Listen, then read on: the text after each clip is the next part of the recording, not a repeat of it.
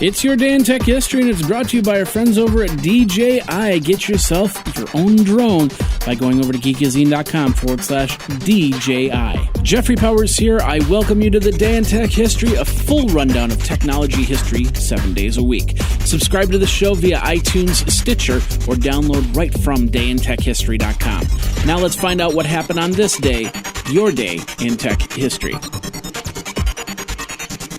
July 13th. 1923 is where we're going to start. The Hollywood sign is officially dedicated in the hills, of course, above Hollywood. It originally read HollywoodLand, but the last four letters were dropped after renovations in 1949.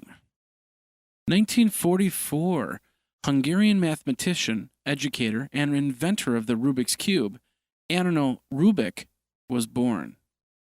1945, the first atomic bomb arrived partly assembled in its test site in New Mexico.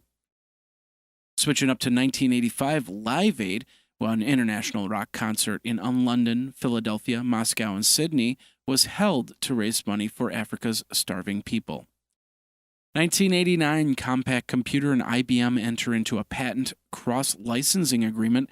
It would include all patents filed before July 1st, 1993.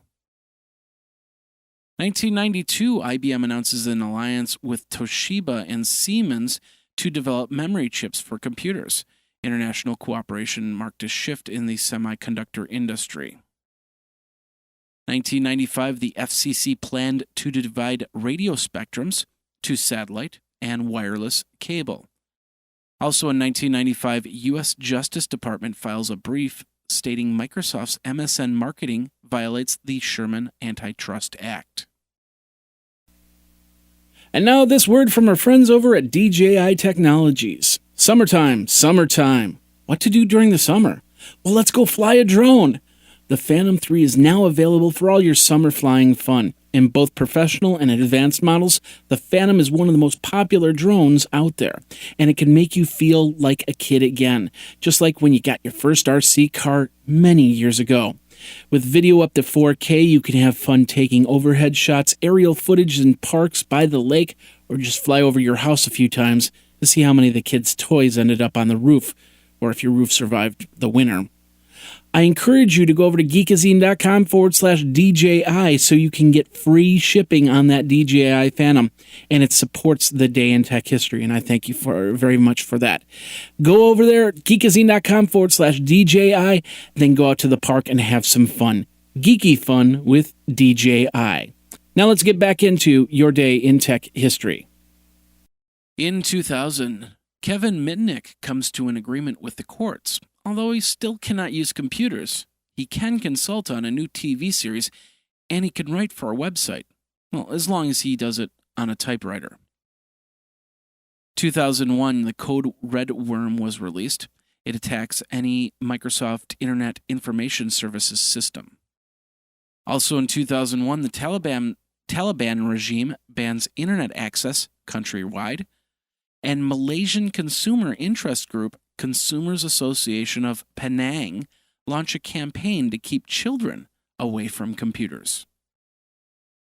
2003, Yahoo announces that it would acquire Internet Search Overture for $1.63 billion. In 2004, AMD releases the 1.67 GHz Athlon XP M2200 Plus processor. Google acquires Picasa from Lilab. Also in 2004, version 3.08.0 of the OCaml programming language is released, and versions 4.3.8 and 5.0.0 of the PHP programming language is released. Of course, they kept the two versions because certain PHP programs wouldn't run on 5 or 4, so they have the two versions out there. 2005, former WorldCom Incorporated boss Bernard Ebbers was sentenced to 25 years in prison for leading the largest corporate fraud in U.S. history. Also in 2005, Fujitsu unveils the world's first film substrate-based bendable color electronic paper, basically a piece of paper that could be bent. basically a piece of paper that could be bent and still have an image projected across it. 2006, the Envision Power Services released version 2.2.2 of the Envision Power Board. Twitter, the first microblogging site, is launched in 2006, and version 2.6.26 on Linux is also released. And in 2009, a 15-year-old Staten Island girl drops into an open manhole while texting. The parents basically state that they are going to be suing the city for having an open manhole.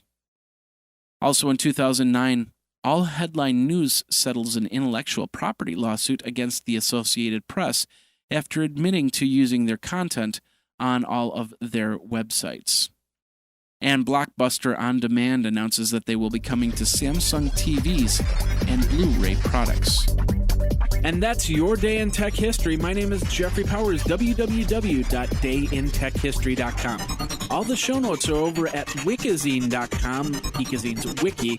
And of course, you can like the Facebook page and follow Twitter at Day in Tech Hist. Until tomorrow, take care. Day in Tech History is copyright 2015, JMP Enterprise and Geekazine.com.